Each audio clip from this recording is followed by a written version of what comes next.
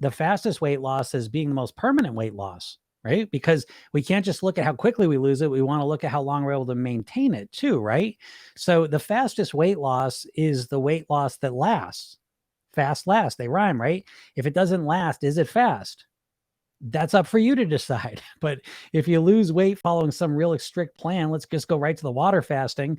If you lose a bunch of weight water fasting for a week, 2 weeks, a month, and then you put it all back on, is that fast weight loss? Or is it temporary weight loss? So again, we have to start off with the definition of fast weight loss as weight loss that lasts. We have to, right?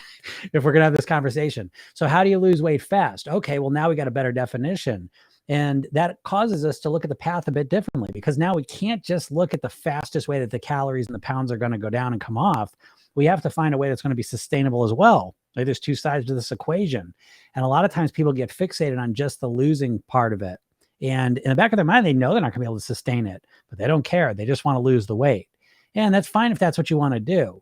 But if you want to keep the weight off, if you would like to lose the weight and then live the rest of your life at your goal weight, well, that's a different thing. And so if that's what you want, then I'm here for you. And that's what we're going to be talking about, because I don't see any value in losing weight for a little while and then putting it back on, other than creating a more harmful relationship with food, feeling worse about yourself, feeling disappointed, frustrated, all sorts of negative stuff come from that. However, if we orient ourselves to long-term weight loss, what's the fastest way we can achieve it? Well, that's a good conversation in my book. So it all starts by really defining what it is you're after. And of course, what you're after is to live at your goal weight. Why? Right? So we always start with motivation. What is your reason? To want to look better is probably not enough. I'm just going to be honest with you. Feels like it should be enough, but it rarely is. You've been focusing on looking better for how long? Has it worked? Okay. So let's bring a little more motivation in, right? You can still want to look better, right? So we're not letting that go. We're just not making that the primary thing.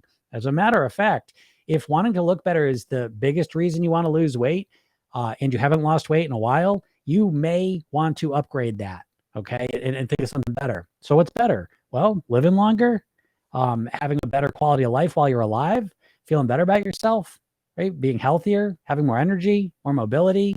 Those might be better. Hopefully they are for you. You've got to fixate on them, though. You got to become preoccupied with living longer, feeling better, having a better quality of life, looking better, eating healthier, all those things. It becomes a preoccupation that you develop, right? Because if you are going to master your weight, you're going to have to change your mindset. You could not have the same mindset, same way of thinking about your weight, food, exercising, your lifestyle as you are when you're overweight, as you do when you are at your goal weight, right? There's got to be a difference there. And so that becomes part of the focus, is that you consistently focus on, why do I want to lose the weight? Do I even want to lose the weight? Yes, because I want to feel better. I want to live as long as I can. I want to squeeze the most juice out of life that I can. In order to do that, I need to nourish my body, nourish myself, and master my weight, my health, and my happiness. This is what I want. And I'm going to think about it every day, multiple times. And as you start to develop this preoccupation with being the best version of yourself, right? Because now we've upgraded the goal from just losing weight to really being the best version of yourself, is a good shorthand for encapsulating everything that we're talking about here. Now, if that becomes a preoccupation, you start to find new strategies. What are those strategies? Well, those strategies are certainly mindset based, right? Changing how you think, but then it goes into how you're living, right? So if you really want to get the best out of yourself, what do you have to change lifestyle wise? I'll give you a couple suggestions. I would suggest that you really focus to optimize your sleep, your hydration, your relaxation, your breathing, your nourishment, your movement, your meditation, and your gratitude. And if you can start to focus on these things and get them and weave them into your life, it starts to transform you from the inside out at a cellular level into the person that you want to be. Then once those things are in place, then we can start really focusing in on the eating.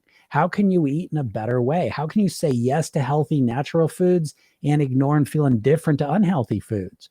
Well, some of that is in how you think about it.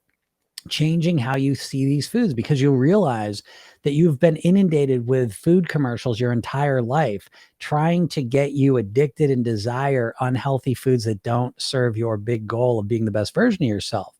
And so you realize that you need to take control of this process and start marketing to yourself all the reasons why you want to eat healthy, natural foods. And you need to reinforce that every single day. I guess this becomes part of that preoccupation with being the best version of yourself that you can be inside and out, feeling absolutely amazing.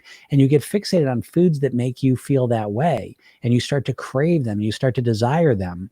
And when you get into being, interfacing with foods that don't make you the best version of you, you eat them sometimes because that's healthy, but you say no to them a lot of times when they don't serve your bigger goals.